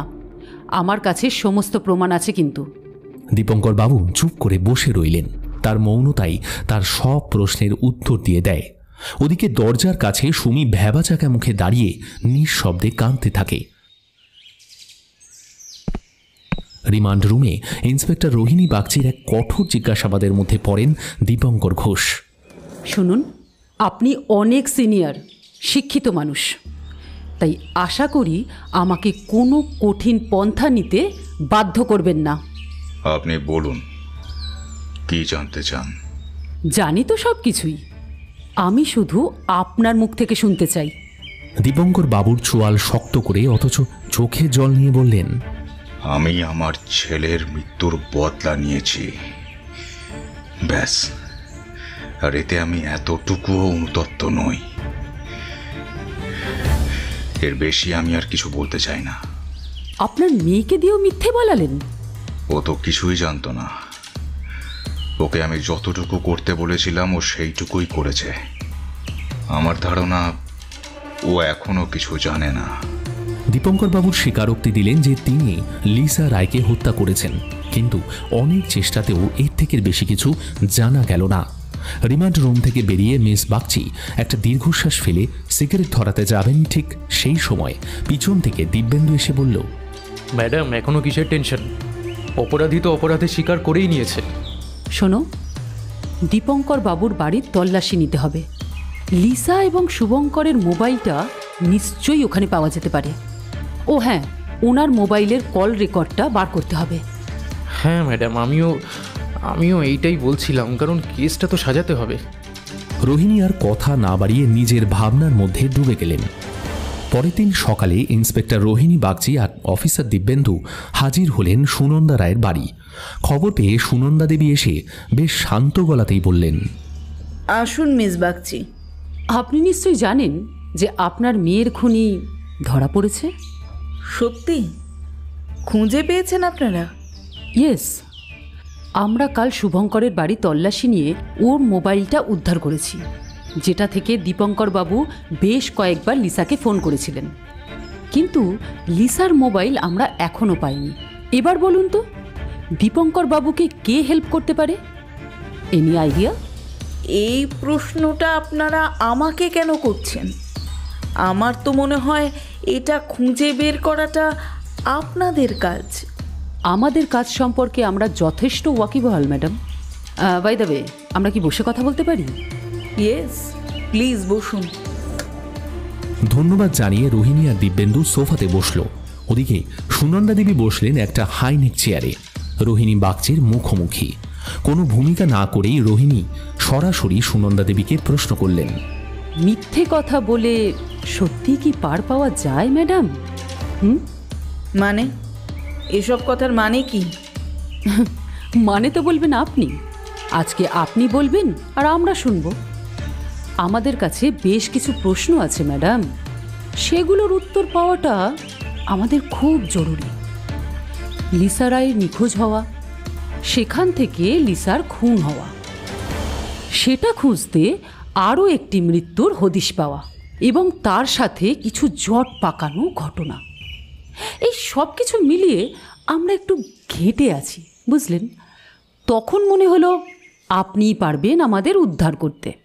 আরে তাই তো চলে এলাম। আপনি একটু পরিষ্কার করে আপনার যা জানার আছে শুধুমাত্র সেটা জিজ্ঞাসা করলে আমার সুবিধা হয়। আমি খুব ক্লান্ত। আচ্ছা বেশ, সেটাই হোক। দীপঙ্কর ঘোষ নামের আপনি কাউকে চেনেন? কি বলতে চাইছেন? আচ্ছা দিব্যেন্দু, তোমার কাছে যে ছবিটা আছে সেটা একবার ম্যাডামকে দেখাও তো, যদি কিছু মনে পড়ে যায়। ম্যাডাম এটা দেখুন তো, চিনতে পারেন কি? আসলে দীপঙ্কর বাবুর বাড়ি সার্চ করার সময় আমরা এই ছবিটা পেয়েছি। আর ছবিটাতে আমার খুব চেনা একজন মানুষকে দেখে আপনার কাছে চলে এলাম। নিন দেখুন তো, চেনা যাচ্ছে? রোহিণী আর দিব্যেন্দু দুজনেই জানে যে তারা কোনো রকম ভুল দেখেননি। ওদের মনে হলো ছবিটা দেখে সুনন্দা যেন একটু চমকে উঠলেন, কিন্তু কোনো উত্তর দিলেন না। চুপচাপ রোহিণীর দিকে তাকিয়ে রইলেন। রোহিণী আবার বলে চললেন, সুনন্দা দেবী, আপনার নীরবতা কিন্তু পুরো ব্যাপারটাকে অন্যদিকে ঘুরিয়ে দিচ্ছে। আপনি চুপ থাকলে আমাদের শুধু শুধু দেরি হয়ে যাবে, এবং আপনার সমস্যাটাও আরও বাড়বে, বই কি কমবে না। যাই হোক, আমি আমাদের ফাইন্ডিংস অ্যান্ড অ্যানালিসিসটা জানাতে চাই।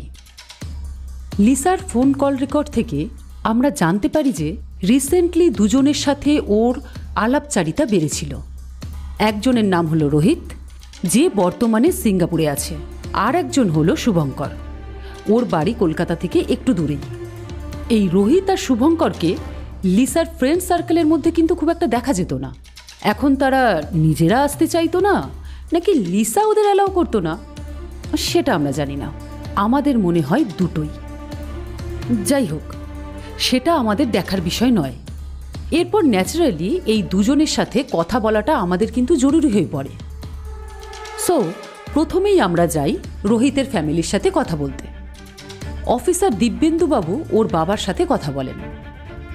আমাদের মনে হয় না যে লিসা রায়ের কোনো গুরুত্ব ওনাদের কাছে ছিল, আর সেটা থাকারও কথা নয়। ছেলে কোথায় আছে, কি করছে, সেটাই যখন ওদের মাথা ব্যথা নেই, তখন আপনার মেয়ে তো... যাই হোক, রোহিতের সাথে আমাদের কথা বলাটা এখনো বাকি ধরে নিতে পারেন। তো এখন বাকি থাকলো শুভঙ্কর। শুভঙ্করের বাড়িতে গিয়ে আমরা জানতে পারি চরম দুর্ঘটনার কথাটা। শুভঙ্কররা 2 ভাই বোন। ওর বোনের নাম সুমি, সাদাসিধে গ্রাম্য মেয়ে। শুভঙ্করের বাবা মানে দীপঙ্কর বাবু, ওনাকে দেখলাম শয্যাশায়ী।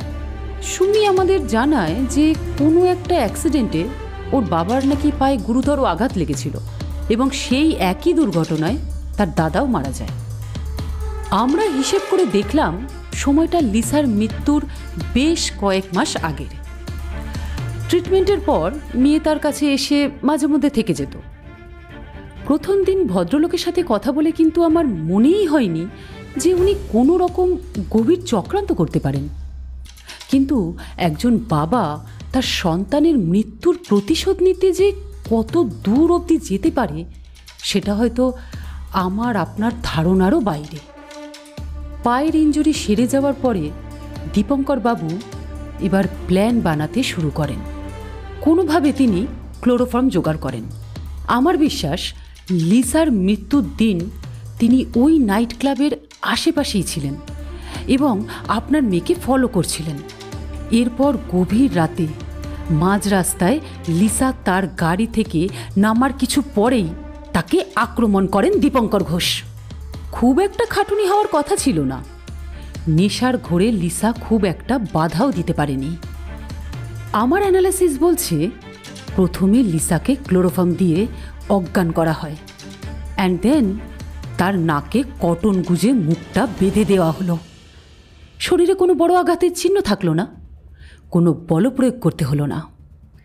নিঃশব্দে একটা মার্ডার হয়ে গেল, আর কেউ টেরও পেল না। রোহিণীর ব্যাখ্যা শুনে অফিসার দিব্যেন্দু হালদারের মুখ হা হয়ে গেছে, কিন্তু এই ব্যাখ্যা তখনও প্রমাণিত হয়নি। রোহিণী আবার বললেন, এখন এই পর্যন্ত হলো আমার ব্যাখ্যা।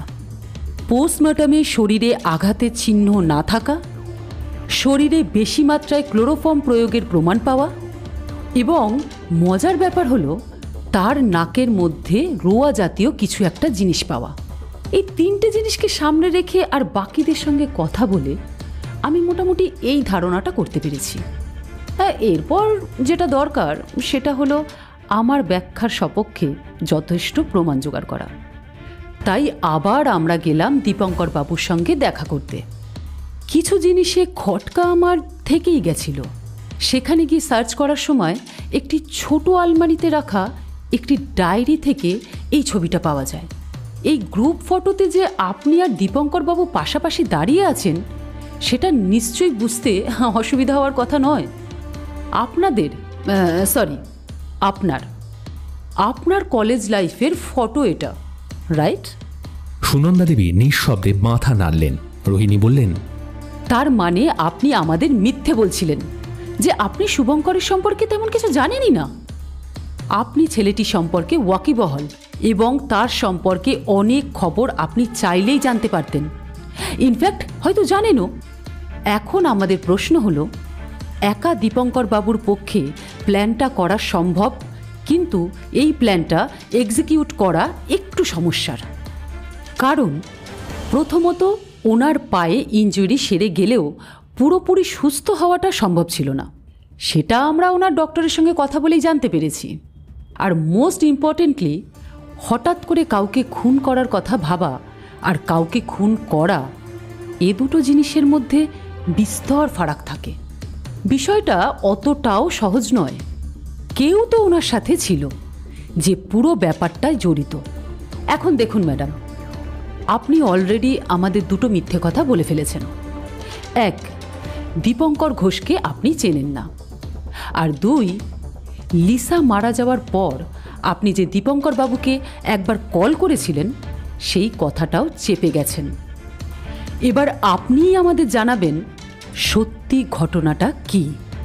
সুনন্দা রায় এক গ্লাস জল খেয়ে কিছুক্ষণ মাথা নিচু করে বসে থেকে তারপর ধীরে ধীরে বলতে শুরু করলেন।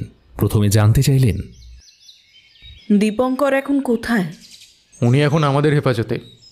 দীপঙ্করবাবু স্বীকারোক্তি দিয়েছেন যে লিসাকে তিনিই হত্যা করেছেন, কিন্তু ওনাকে এত কিছু করতে হলো কেন আর কে তাকে সাহায্য করলো সেই বিষয় কিন্তু আমরা শিওর নই। তাই আপনার কাছে আসা। আমাদের সন্দেহ যে আপনি কোনোভাবে পুরো ঘটনাটার সঙ্গে যুক্ত, তাই আপনাকে দিয়েই জিজ্ঞাসাবাদ আমরা শুরু করব। এটা তো হতে পারে না। আপনারা দীপঙ্করকে এইভাবে আটকে রাখতে পারেন না। ও কাউকে খুন করতে পারে না। যাক, এতটা নিশ্চিতভাবে যখন বলছেন, তখন আমরা ধরেই নিতে পারি যে দীপঙ্কর ঘোষ আপনার পূর্ব পরিচিত। আপনি সেটা আমাদের কাছে লুকিয়ে গেছিলেন। তাহলে ওনাকে সাহায্যটা কি আপনিই করেছিলেন ম্যাডাম? আমি কাউকে সাহায্য করিনি। তাহলে আপনি বলতে চাইছেন দীপঙ্কর বাবু একাই পুরো প্ল্যানটা এক্সিকিউট করেছেন, তাই তো? না। তাহলে? খুনটা আমি করেছি। What do you mean? Sunanda শান্ত কণ্ঠেই জবাব দিলেন, আমি ঠিকই বলছি। আমার মেয়ে লিসা রায়কে আমি খুন করেছি, এবং সম্পূর্ণ সজ্ঞানে। আপনি ডিটেলসে আমাদের সবটা জানান। দিব্যেন্দু, নোট করো। আমি 2 মিনিটে আপনাদের সব কিছু বোঝাতে পারবো না। আমার পুরো জীবনটা এর মধ্যে জড়িত আছে। আমি গ্রামের মেয়ে। বাবার একটা লাইব্রেরি ছিল। ক্লাস 6 কি 7-এ যখন পড়ি, তখন মা ক্যান্সারে মারা যান। তারপর থেকে আমি আর আমার বাবা, এই ছিল সংসার। আমরা দুজনের অবলম্বন ছিলাম। লোকে বলতো আমি নাকি গ্রামের সেরা সুন্দরী, তার উপরে পড়াশোনা জানা মেয়ে। আমার জন্য নাকি একদিন রাজপুত্র আসবে। তা হলো তাই। আমার জীবনে এক রাজপুত্রই এসেছিল। তার বিলাস বৈভবে ভরা রাজত্ব না থাকলেও আমার চোখে সে রাজপুত্রই ছিল। কলেজ জীবনের প্রেম, দীপঙ্কর। ভেবেছিলাম দীপঙ্কর নিজের পায়ে দাঁড়ালে ওকে নিয়ে বাবার কাছে যাব। বাবা কিছুটা জানতেনও আমাদের ব্যাপারে, এবং উনি কখনোই সেরকম কোনো আপত্তি করেননি কোনো সময়। কিন্তু গল্পে রাজপুত্র রাজকন্যা সাথে একটা দ্বৈত থাকবে না, তা কখনো হয়? গ্রামের ধনকুবের মহেন্দ্রনাথ রায়ের বাড়ি থেকে আমার বাবার কাছে একদিন আমার জন্য বিয়ের প্রস্তাব আসে। ওনার সুপুত্র রথীন্দ্রনাথ রায়ের নাকি আমাকে দেখে পছন্দ হয়েছে, তাই আমাকেই ওনাদের চাই। জমিদারি উঠে গেলেও অর্থ আর জমিদারি দেমাকের জোরে হয়তো সব কিছুই হয়। তাই আমি বা বাবা কেউই যখন রাজি হলাম না ওদের প্রস্তাবে, তখন শুরু হলো আমাদের উত্ত্যক্ত করা, আমাদের উপর অত্যাচার করা। থানা পুলিশ করে কোনো লাভ হয়নি। প্রশাসন সেদিন নীরব ছিল অর্থের কাছে।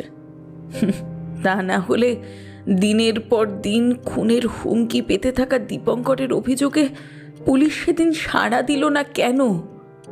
ওকে সপরিবারে গ্রাম ছাড়া হতে হলো কেন? উত্তর সবার জানা, কিন্তু কেউ বলবে না। আচমকা বাবার দোকান ঘরে এক রাতে আগুন লেগে যায়। অনেক ক্ষতি হয়ে যায় আমাদের। বলতে গেলে আমাদের কোমর ভেঙে দেওয়া হয়। প্রাণ ভিক্ষা দেওয়ার বিনিময়ে আমাকে বাড়ি থেকে তুলে নিয়ে যাওয়া হয়, কারণ কোনো এক দৈত্যের নজর পড়েছে রাজকন্যার উপর। গ্রামের একটা মানুষেরও সেদিন ক্ষমতা হয়নি প্রতিবাদ করার। ওদেরও তো বাঁচতে হবে, তাই না? বাবা এই ঘটনার পর খুব শক পান। বেশি দিন বাঁচেন উনি। ভালোই হয়েছিল, মানুষটা মরে গিয়ে বেঁচে গিয়েছিল। কিচ্ছু করতে পারিনি সেদিন, বিশ্বাস করুন, কিচ্ছু করতে পারিনি। আমারও সব শেষ হয়ে গিয়েছিল। আমার মনে পড়ে যে রাতে আমার বাবা মারা যায়, সেদিন আমার উপরেও পাশবিক অত্যাচার চলেছিল। আমার অহংকার ভাঙতে সেটাই নাকি ছিল একমাত্র রাস্তা। দিনের পর দিন একটা নরপশু আমাকে শুধুমাত্র ভোগ করে চলেছে। কিচ্ছু বলতে পারতাম না। রাজনৈতিক যোগ, প্রশাসনকে হাতের মুঠোয় রাখার ক্ষমতা আর অঢেল সম্পত্তি, এই ছিল ওই একটা পরিবারের ভিত্তি। সেখানে মান সম্মান মানবিকতা কোনো কিছুই গুরুত্ব পেত না। আমি আত্মহত্যাও করতে পারলাম না। তবে আমি ছাড়া যে আমার স্বামীর জীবনে আর কেউ ছিল তা কিন্তু নয়। আমাদের আইনত বিয়ে হয়েছিল অনেক পরে, যখন আমরা কলকাতায় চলে আসলাম। তারপর আমার জীবনের অনেকটা কাহিনীর সাক্ষী সুনীল। কিন্তু একটা চাকরের কি বা ক্ষমতা বলুন তো? একটা সময় নিজের ওপর খুব রাগ হতে শুরু করলো। ভাবলাম নিজের উপরে হওয়া অত্যাচারের যদি এতটুকু প্রতিশোধ না নিতে পারি তাহলে কিসের মানুষ আমি। সুযোগটা এলো, অপ্রত্যাশিতভাবেই এলো। আমার মেয়ের যখন 3 কি 3.5 বছর বয়স, তখন একদিন আচমকা রথিনের স্ট্রোক হয়, নার্সিংহোমে ভর্তি করা হয়। আর তখনই আমার মাথায় প্ল্যানটা আসে। ওকে আমি বন্ড সাইন করিয়ে বাড়িতে নিয়ে আসি। ডাক্তার বলেছিলেন যে কোনো রকম উত্তেজনা ওর মৃত্যুর কারণ হতে পারে। ব্যাস, এই জিনিসটাকেই আমি কাজে লাগালাম। এক রাতে আমি ওর ওপর অত্যাচার করি। যে পাশবিকতাটাকে রথিন নিছক মজা হিসেবে দেখত, সেই মজাটাই আমি ওকে দিই এক রাতে। ব্যাস, ওই রাতেই সব শেষ হয়ে যায়। জীবনের প্রথম প্রতিশোধ নিই। আমার ওপরে করা অত্যাচার, বাবাকে শেষ করে দেওয়ার শোকের ওপর কিছুটা প্রলেপ পড়েছিল সেদিন।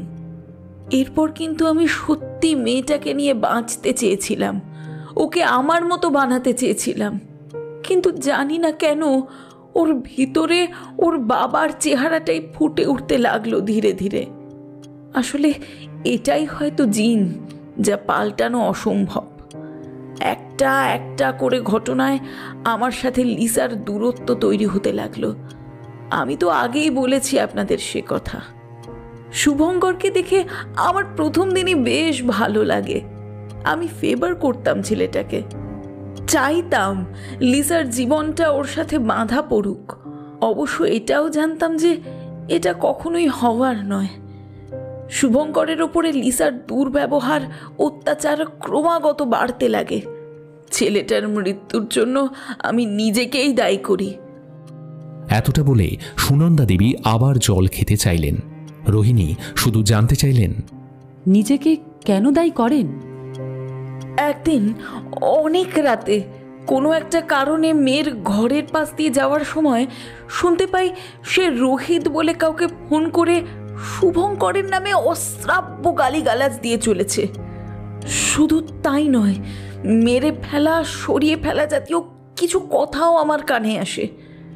সেদিন যদি আমি ব্যবস্থা নিতাম তাহলে আজকে ছেলেটাকে এইভাবে চলে যেতে হতো না। আমি জানতাম ও দীপঙ্করের ছেলে। আমি খোঁজ নিয়ে জেনেছিলাম সে কথা। শুভঙ্করের মৃত্যুটা কোনো দুর্ঘটনা নয়, এটা একটা খুন। আর এর মধ্যে লিসা আর রোহিত বলে ছেলেটা জড়িত। আপনারা সেটা চেষ্টা করলেই জানতে পারবেন। আমার কাছে সেসবের কিছু প্রমাণ এসেছিল, আমি সেগুলো আপনাদের দিয়ে দেব। তবে এই খবর জানার পর থেকে নিজেকে স্থির রাখতে পারিনি। ভেবেই যাচ্ছিলাম কিভাবে প্রতিশোধ নেওয়া যায়। অনেক চিন্তা ভাবনার পর আমি একটা প্ল্যান বানাই। আপনি কিছুটা ঠিকই ধরেছেন অফিসার। আপনি যেভাবে বললেন সেভাবেই আমি লিসাকে মারি, নিজের হাতে। বিশ্বাস করুন, আজও আমার মধ্যে এতটুকু অনুশোচনা নেই তার জন্য। ওই রাতে দীপঙ্কর সত্যিই সেখানে ছিল না, ও নিজের বাড়িতেই ছিল। হয়তো আমাকে বাঁচাবার জন্যই নিজের উপর দোষটা নিয়েছিল। না, সেটা মানতে পারছি না। কারণ এটাও হতে পারে যে আপনারা দুজন একই সময় একই চিন্তা করছিলেন। কাজটা উনি করতে পারেননি, তাই জন্য আপনি করে ফেললেন। এটাই যা ফারাক। কি জানি, হয়তো তাই। কমলকে আমি এর মধ্যে জড়াই, অবশ্যই প্রচুর টাকার বিনিময়ে। সেদিন রাতে ও লিসাকে মাঝ রাস্তায় নামায়নি। নেশার চোটে এমনিতেই কাহিল অবস্থা ছিল মেয়ের। আমার কথা মতো একটা নির্জন জায়গায় কমল সেদিন গাড়ি থামিয়েছিল। আমি সেখানে আরও একটা গাড়ি নিয়ে অপেক্ষা করছিলাম। নিজেই ড্রাইভ করেছিলাম সেটা। মোবাইলটা বাড়িতেই রাখা ছিল। এর পরের কাজটা কিভাবে করেছি তা আপনারা জানেন। কমল আমাকে একটু সাহায্য করেছিল মাত্র। বেহুশ লিসাকে এক গাড়ি থেকে অন্য একটা গাড়িতে তুলে দিয়েছিল শুধু। ও এর থেকে বেশি আর কিছুই জানে না। পুলিশকে কি কি বলতে হবে সেটা আমিই শিখিয়ে দিয়েছিলাম ওকে। তবে শুরুতে ভেবেছিলাম আমি এই খুনটাকেও আগের মতো ধামাচাপা দিয়ে দেব। তাই পুলিশ ঢোকার আগেই আমি পুলিশের কাছে পৌঁছে যাই। কিন্তু পরে মনে হলো এতে কোনো লাভ নেই। আলটিমেটলি আমাদের জীবনের সব কিছুই শেষ হয়ে গেছে। আমি দীপঙ্করকে ফোন করে একদিন সব কথা জানাই। সেদিন আর কোনো কথা হয়নি, আর ওটাই আমাদের শেষ কনভারসেশন ছিল। আপনারা দীপঙ্করকে ছেড়ে দিন, ও এসবের মধ্যে কোথাও নেই। কমলকেও জেরা করে বিশেষ কিছু জানতে পারবেন না। আমি হয়তো নিজেই আপনাকে ডেকে পাঠাতাম অফিসার, ভালো হলো তার আগেই আপনি এসে গেলেন। সুনন্দা রায়ের দিকে বেশ কিছুক্ষণ এক টানা চেয়ে থেকে ইন্সপেক্টর বাগচি বললেন, আপনাকে আমাদের সাথে যেতে হবে ম্যাডাম। দিব্যেন্দু, ব্যবস্থা করো। Yes madam.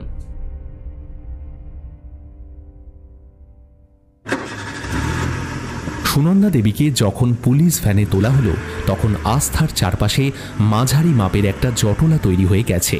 কৌতূহলী জনতা আর মিডিয়াকে সামলাতে পুলিশ তখন হিমশিম খাওয়ার মতো অবস্থা। অফিসার দিব্যেন্দু ড্রাইভ করতে করতে বলল, বড় লোকের ঘরে কি না হয় ম্যাডাম, তাই না? আপনি ভেবে দেখুন, একটা মেয়ে নিখোঁজ হওয়া থেকে আমরা তদন্ত শুরু করেছি, তারপরে কি জানা গেল? মেয়েটির প্রেমিক মেয়েটির মায়ের প্রাক্তন প্রেমিকের সন্তান। মেয়েটি তার সেই প্রেমিককে খুন করে। অবশ্য এখানে প্রেমিকের কথাটা বলা যাবে না মনে হয়। আচ্ছা, এবারে সেই মৃত ছেলেটির বাবার প্রাক্তন প্রেমিকা ছেলেটির খুনের প্রতিশোধ নিতে নিজের মেয়েকে খুন করে। তারপর সেই ছেলেটির বাবা তার সেই প্রাক্তন প্রেমিকাকে বাঁচাবার জন্য নিজের ঘাড়ে দোষটা নেয়। ভাবা যায় ম্যাডাম? তার মানে একটা খুনের কিনারা করতে গিয়ে আমরা কিন্তু 3টে খুনের হদিশ পেয়ে গেলাম। আচ্ছা দিব্যেন্দু, ফিলিসাইড কাকে বলে জানো? আমাদের কেসটা হোমিসাইড থেকে সরে গিয়ে ফিলিসাইড কেসে চলে গেল। সেটা কি জিনিস ম্যাডাম? কোনো মা বা বাবা যখন নিজের সন্তানকে উদ্দেশ্য প্রণোদিতভাবে খুন করে তখন তাকে ফিলিসাইড বলে। কোনোদিন সময় পেলে এই নিয়ে তোমার সঙ্গে বিস্তারিত আলোচনা করব। তাহলে এখন ম্যাডাম ওই দীপঙ্কর বাবুকে তো ছেড়ে দেওয়ার ব্যবস্থা করতে হবে। আর রোহিতকে নিয়ে কি করা হবে? Yes, that's important. ওটা নিয়ে ইমিডিয়েট কিছু একটা ব্যবস্থা করতে হবে। আর কমলকেও তুলে নিয়ে এসো, দেন উই উইল ডিসকাস। তবে সবার আগে এদিকের ফর্মালিটিগুলো কমপ্লিট করতে হবে। চলো